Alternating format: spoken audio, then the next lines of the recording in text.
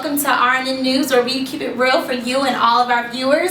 First off, I just want to say welcome back to our beautiful and lovely anchor, Miss Courtlyn Montgomery. Hey guys, I'm so happy to be back. I was sick for the past 2 months, but I am so excited to be back with my RNN family. I've missed them all so much, and I am ready to dig into this current issues. You ready? Yes, I am. Okay. All right, so I'm going to start off with talking about a dear friend of mine. This past Monday was the 2-month anniversary of my childhood friend, Natalie Bain. She passed away on January 11th, 2013 from injuries sustained in a serious car accident. She was a junior honor student, and she was also a member of the Alpha Chi Omega sorority. I will always remember Natalie for being a generous and wonderful person who always radiated kindness. She even showed us this after death with her very gracious donations of her organs. She donated a heart to a 13-year-old, a liver to a middle-aged man, and 2 of her kidneys went to a 17-year-old female and a 28-year-old male. I had the pleasure of knowing Natalie since I was 5 years old at Sweet Apple Elementary, and I also played basketball with her at Roswell Junior Hornets for 2 years. I personally sucked at basketball, but Natalie, she owned the court. She even owned the court 4 years in high school when she started as a varsity team player. You know, there's so much that I can say about Natalie, but she, like every day, I wear this green bracelet. And here you go. Oh, wow. Yeah. And I don't even know how to, I'm kind of getting sad about it, thinking about it again, but it reads, "I believe I can fly." She taught me to live my life unapologetically, and every single day I look at this bracelet and I'm motivated to do what I need to do every day. So Natalie, I hope that you're seeing this from heaven. I know you can. So I want to say that we all love you and we all miss you. And her family is starting a memorial scholarship in her name, and you can either donate to this online website, or you can either mail in your donation to this mailing address. Natalie, I hope that you're doing great up there, and I'll see you there one day. Love you, girl. So now we're going to talk about the Carnival Cruise Line and the troubles that they've been having lately. It seems like second time in a row, yes, ladies and gentlemen. second time in a row. So Courtlyn has a little bit more of the details on that story for you. So Carnival is working to fly out all of their passengers from one of their ships back to Florida after they've had some mishaps in the Caribbean. The Carnival dream sadly turned into a nightmare for patrons when the power went off and all the toilets were messing up. It was just not good. They were stuck in Phillipsburg, St. Martin, and let me tell you, ew. Not a good scenario. Not a good look. Can you imagine being surrounded by poop and just all of this unsanitary stuff all Especially the time? when you're on vacation, you're supposed to be having a good time, and then this happens. I would definitely want to be getting my money back. Well, the people who were on the voyage, they get a refund of at least 3 days of their trip, I guess, and then they also get 50% off of a future voyage. Okay. Like they would be trying to go to another one. And yeah, I don't know. They even canceled another voyage that's going to be taking off this Saturday as well, so a lot of spring break plans are kind of going awry. Oh man, that sucks. Carnival, get it together. Okay, because we were talking about spring break, I know that this week coming up is going to be spring break, not only for Georgia State, but a lot of other schools as well. So although we're thinking about having fun or just sleeping, eating a lot, we still need to think about the different things that can happen. So I came up with a couple of safety spring break tips. Hopefully they can help you out. Yes. All right. Yes, and Courtlyn's going to help expound on this too, because I'm sure she has a lot to say.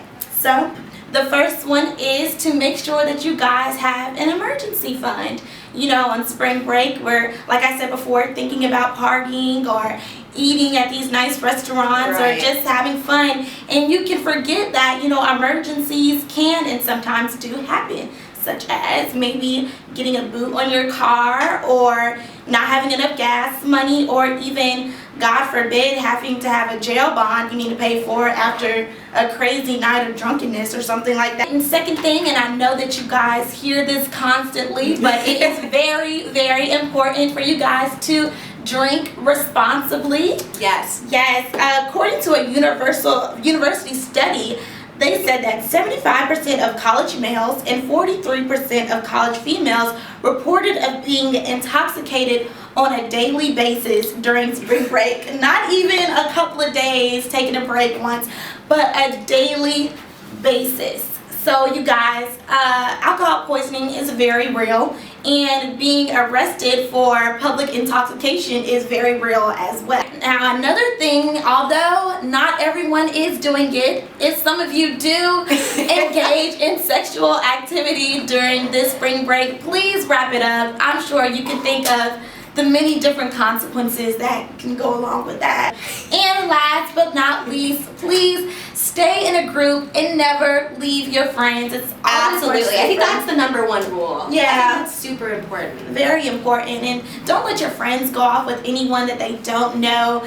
If they are intoxicated, please look after them. After all, they are your friends. So, just stay in a big group, especially for you ladies. Nobody wants to get snatched up over spring break as well. No. But with that being said, we want you all to celebrate your spring break because we deserve it. I know spring semester is extremely hard, and now you just want to lay out and relax. So with that being said, be safe, have fun, and come back strong. Yes, guys. Have a great spring break, and we'll see you in 2 weeks. And we'll be taking it to Music Matters Most. All right, Brandy J.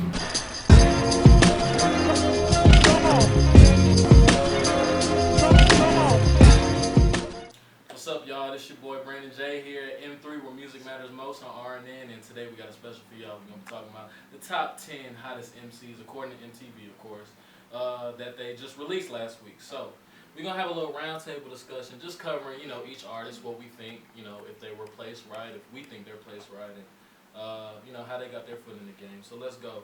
We're gonna start with number 10, Meek Mill. What y'all think about Meek Mill coming in at number 10? Personally, I don't think Meek Mill should have made the list. The last song I was fucking with Meek Mill was probably Don't Panic, and after that, I mean, his flow is nice, but he has the same flow for every song, and his songs are just kind of repetitive to me. So I wouldn't have put Meek Mill on the list at all. Meek Mill's voice, honestly, he's hot to me. He has a lot of those, like when you're at a party, some of those songs come on. I told her meet me in the bathroom, and people be like, yeah. Meek Mill deserves this spot. Probably only this one, probably only number 10, but No spot higher than that. nah. I agree. Meek coming in at 10 was good. Like Meek, he didn't put out a solid album. He put out 2 great mixtapes, and then the album really, the first track, the intro, he went hard for almost 4 minutes, and then the rest of the album was slow. I think he even had a track, a couple of his tracks were just R&B based and just not really that heat that you're looking for out of the Meek album. Not that he can't, but is that really what you want to do when you come out with House Party? Like, that's your single, House Party was the single. And that's what you're known for. Is that heavy, that hard hitting? I told her meet me in the bathroom. Water running. You know what I'm saying? Her girlfriend knocking at the door. Come on, and then you cut on the album and it's kind of slow. You're like, can you really get used to the new me? I think it's kind of hard just because Meek Mill, for one, he was a freestyle, artist coming in. He mostly did freestyle battles and competitions, things like that. So I know that was hard for him. And I mean, he came through, he had those hits, and then he dropped Amen. Amen was very controversial. You know what I'm saying? Everybody was talking about that. And it was getting all the radio play. I ain't gonna lie, you know what I'm saying? My grandmama ain't not gonna like that song any day. But it had a good beat, it had a good hook, it was catchy, people liked it, so it prevailed. But shout out to Meek Mill coming in at number 10. He's definitely moving up in the world though. He definitely moved far away from Smack DVDs and all that other stuff. Right. 10 is his spot. Right. Alright, so coming in at number 9, we got Future.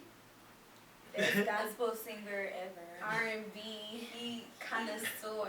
He's so great. Well, me and Eric came up with a genre that we think Future fits in. It's called reggae trap soul. Yeah. I think Reggae trap soul would perfect go. Reggae trap soul. I can see that. I can see it. He's an amazing singer, and his voice got that reggae. He sings with so much soul. So much soul. And he works hard too. Works really, really hard.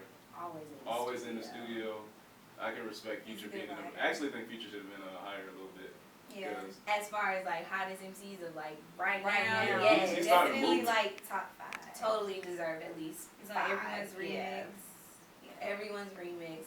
He got his album was even nice. I know a lot of people felt some kind of way about it, but I liked it. My mother. Yeah, bought- my my dad. I hopped in mother the car with bought my his dad, album. and we were going on a trip to Florida, and he was like, "You heard that new Future?" Yeah, but he played it. I mean, he's definitely doing this thing, and I think to us it's gonna be more relevant just because we're in Atlanta, so all we ever Yeah. hear is Future. Right. But people out in maybe Cali or out far, they probably won't hear Future as much, so to them it's not gonna be as relevant. But I think he should have been higher because he was working hard. So we're gonna move on to number 8, ASAP Rocky. What y'all think about ASAP? You don't like ASAP? ASAP's fucking problem song. First of all, I did not know that was his song. A. And what made it for me was 2 Chainz on the hook and the chorus and Kendrick Lamar's verse. Everything else about the song could have saved it. You can't put out a single and have the weakest verse and then not even be on the hook. And not even people know that it's your Right, song. Like right. that was bad on his PR, whoever, his people, his judgment. Nah. Yeah, honestly, I thought it was more so a Drake and 2 Chainz thing. I feel like people actually think it's 2 Chainz song, and 2 Chainz only does the hook.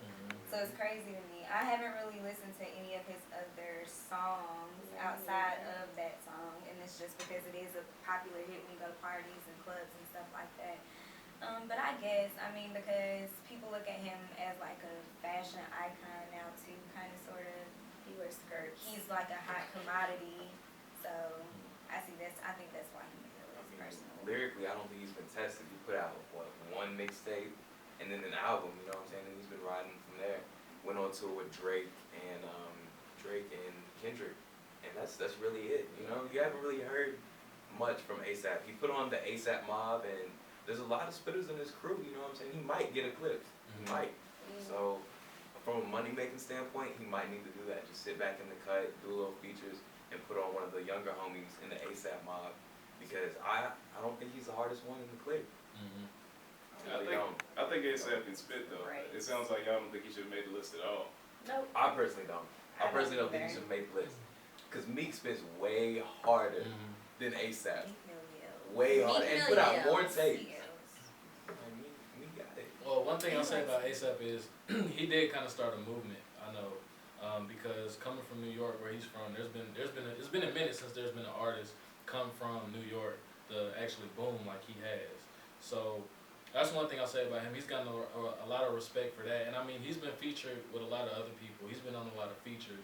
I've listened to his mixtape and his album. I think they were all right. His album was pretty good, but I don't really listen to ASAP that much either. I would put Future over ASAP in my opinion. So Yeah. Definitely. As far as hotness, Right. Hotness wise. Definitely.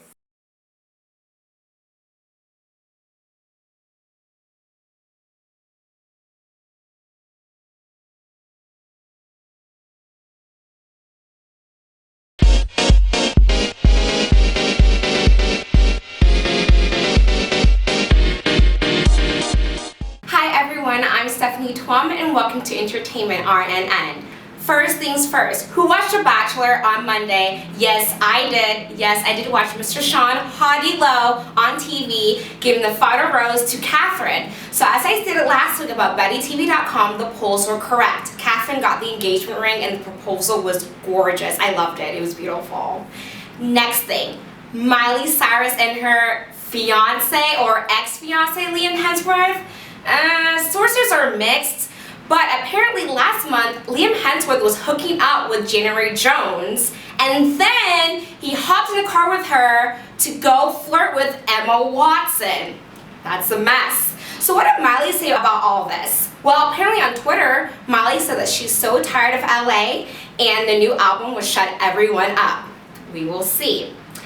Next thing, Michelle Obama graces the cover of Vogue for the second time, bangs and all. She looks gorgeous. And in the magazine, she tells Vogue that her and President Barack Obama are trying to balance out their White House duties as well as being good parents to Sasha and Malia. Very precious.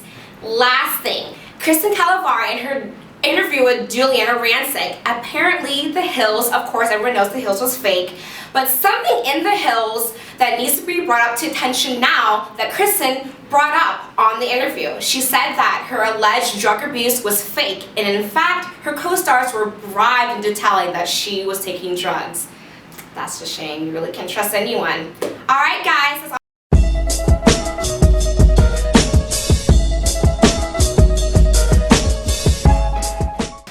Alright guys, you tuned in to RNN. I'm Eric Cooper. It's Political Issues. And today, talking about a congressman accusing of Barack Obama of doing more on his March Madness bracket than in federal budget, taking shots at Obama from the Republican side. You know that a lot of the times Republicans might choose that route to do the stereotypical, black man in office type stuff. But it's really funny because basically, congressional Republicans have been trying to block everything Obama's tried to do since he's been basically been the president. And even though he beat Mitt Romney so badly in the election just in November, it seems like Republicans had the same policies. It seems like Republicans still want to cut programs that we like for example, health care. They want to cut Obamacare for the budget. And it just seems like Republicans don't realize that the country is hurting and that you got more poor than we had in decades with the recession, more people out of work, more people underworked. Basically, just the sad state of the union. I feel like Obama, in the State of the Union, he talked about how we need to raise the minimum wage, how voters are being disenfranchised, and stuff like that. So, just basically, the sad state of the union, Republicans really don't care, it seems like. It seems like they still want to make tax breaks for the rich and stuff like this and still stand at the same positions that they had before the election. But of course we know Obama did win. We know that basically Obama is, I think he wants the best for the country, but he's not forceful enough to do well with the Republicans in Congress, simply because when they even attack him openly and he doesn't respond. So I'm thinking Obama might sometimes, if you're gonna attack him on something stereotypical like that, maybe he could be a real nigga sometimes, you know what I'm saying, and just kind of, check Congress a little bit. I'm not saying blatantly do something, but I'm saying check Congress a little bit. But that's my take on it. And that's going to be the end of the segment for Political Issues. Next, we're taking it off to Let's Talk Sports with Vante the Great, Swami, and Tiny Pants Andrew. We'll kick it off to them.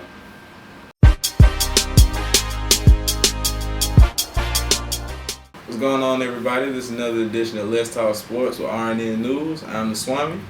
Boy, Vante Robinson, a.k.a. Vante the Great. Tiny Pants Andrew. And we got another edition of Mail Time today. Mail time! Yeah. Mail time. Mail time! Yeah. Without further ado, let's go ahead and get into it. Alright, mail time! Who has the better chance now at winning the NFC West? The 49ers or the Seahawks? Go ahead, Drew. Well, I'm gonna go with the Seahawks here. I think last year, where most of Seattle's success was able to come from, was their fierce defense. I believe they had the league's top defense by the end of the season. But now adding a weapon like Percy Harvin to complement the young, great quarterback Russell Wilson, who will only get better, I think now their offense and defense have almost equaled each other to become just a very solid, all-around great team. I feel the same way, but I'm gonna go ahead and say San Francisco, just because I feel like San Francisco is still gonna win that division ultimately. And Anquan Bolden, he played a pivotal role in the Baltimore Ravens playoff run too. So best hands in the league. That's what I'm saying. I mean, he's someone that'll definitely go up there and get the ball. So I feel like they tried to do something with Randy Moss like that, but it didn't work out. But Anquan Bolden's definitely more of a dog. No disrespect to Randy Moss. I mean, neither one of these teams are my favorite teams in the league, but I'm gonna have to go out. I'm gonna have to go out of that lane. I'm gonna have to go and say the Seattle Seahawks simply because, like Drew said, their offense can match their defense now. Like they have like the largest secondary in the league. Yeah, pretty much just all around the board. They picked up. Who was that defense end they picked up? Anyway, they got first argument, but they just improved. They made some pickups. They got some people. And it's like they were already a hard-hitting, smash-mouth team to begin with, so it's like... Yeah, Percy Harvin was definitely their largest acquisition. But another reason I say that is because the 49ers had a couple slip-ups against the Rams last season. I don't know what happened with that. I mean, the NFC West as a whole, I mean, with the exception of the Cardinals at the moment, is getting better. Geno Smith might come out. That's what I'm saying. I mean, I'm telling you, they put that pistol in there, but you know, we're not gonna get on that. But yeah, it's definitely gonna be interesting. I'm looking forward to football. I can smash both of them anyway. So. Nah, that's silly. All right. Which play was more extravagant? Jadeveon Clowney's hit in the South Carolina-Michigan game, or DeAndre Jordan's dunk on Brandon Knight? You brought it up.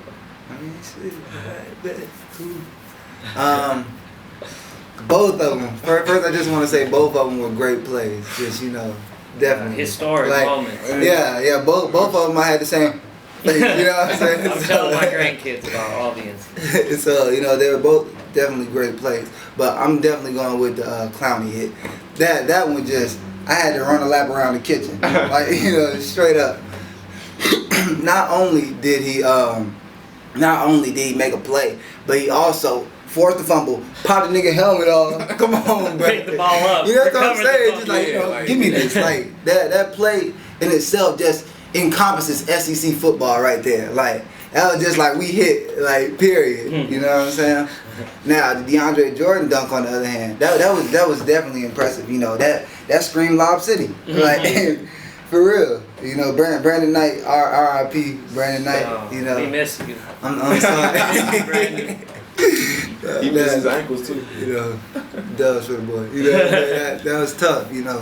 But definitely the Clowney hit. The Clowney hit was more fierce, because the fact that it happened like so far back and it still has the same magnitude, like for real. I remember the hit like yesterday. So definitely, it's like it's so hard to pick between these because it's like you have DeAndre Jordan. I mean, he's 7 feet tall, got like a 40-inch vert. Like he'll dunk on anybody.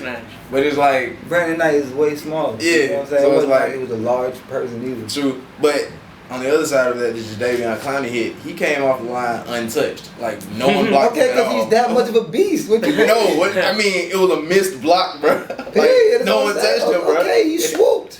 What do you mean, bro? If he was slow off the block, you know what I'm saying? I feel like it was an offensive line malfunction. Like somebody like missed an assignment or something, but had to. Like there was no way he should have got there that fast, but it was still a vicious hit. Like top football hit of the year anyway. Yeah. I thought that Jadeveon Clowney hit was probably like the greatest thing I had ever seen in my entire life until I read. First, I didn't see the DeAndre Jordan dunk until the day after it happened. But after all that I read, and I had kind of an image of what it would be in my mind, it was nothing near that. That was the most violent incident I've ever seen on the court. Brandon Knight went from a vertical position to a horizontal position in 1 second flat. He was completely toppled over and then stood over. It was ugly. Yeah, you walked over that. nigga. That's disrespect. Man. That was awful. That was the most disgraceful thing ever. Funniest part was the face he put on, he stood over him, walked over him slowly, and Brandon Knight was legitimately hurt. He couldn't get up for a second. He had a dunk face on him. He had a dunk face on him. It was disgusting. I'm not the same person after watching that. Yeah, we seem to be running out of time, so I'm gonna go ahead and wrap it up. So I thank you all for viewing once again. I'm Vante Robinson, aka Vante the Great. Swami. Andrew Thomas Bruton IV. This has been Let's Talk Sports. We out of here. is up, guys? This is the end of the 18th episode of RNN. Are you guys even surprised we even made it to 18? Like, this is Slick surprise. Slick surprise.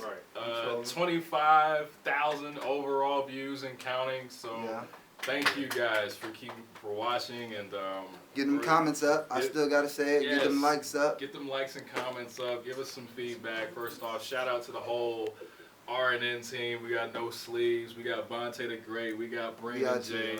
Shout out to the Swami. Shout out to Shantice. We haven't seen you in a long time. We miss you. Shout out to you know where she at. Shout out to Keturah. Shout out to Courtlyn. Shout out to everybody who's been a part of RNN. I really do appreciate this from the bottom of my heart. And once again, just keep watching 25K and up. And you know, it's only up from here for us. So y'all made it happen. Y'all made it happen once again. And leave some comments, please. Yes, leave some comments. In the box. Subscribe, all that. Follow, all that. All that social media. Yes. So thank you all for watching. God bless. And we won't have an episode next week because we're all going to be on spring break. So we'll be back in 2 weeks. No work. No work. Turn up! I'm sorry. We're just not going to be here. But don't worry. Guy Code, Girl Code, we're going to have a special next Saturday. The Thirst is Real special. The thing we couldn't air on episode 2. That's going to come out.